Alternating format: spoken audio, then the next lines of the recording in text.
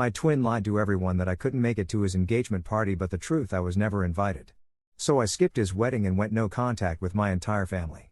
Plus update, I, 28M, have a twin brother. Growing up, we were inseparable, and until recently I thought we were still very close.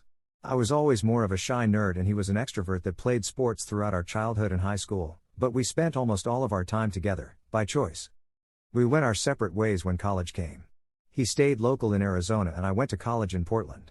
When I graduated, I stayed there because I fell in love with the city. My friends are here, my professional networks from internships were here, etc., but I always flew back home for holidays, events, birthdays, etc.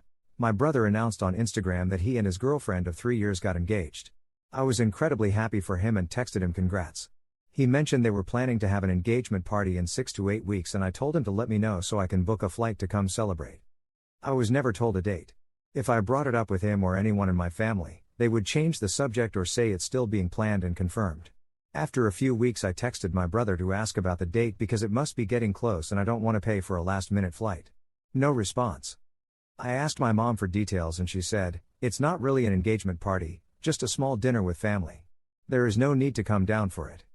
I eventually found out that it was, in fact, a big party.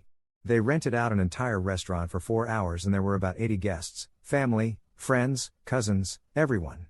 Everyone was told I couldn't make it. My aunt, who was like a second mother to me, texted me that she was very disappointed I couldn't make time to join and I replied that I would have happily come, but I was not invited. Word spread quickly about my snub and my parents and brother tried to say it was just a misunderstanding. That was almost over a year ago. Since then I have tried to get to the bottom of why I wasn't invited. Over the course of months it went from, "It was just meant to be a small gathering," to "I don't know what happened, there must have been a miscommunication."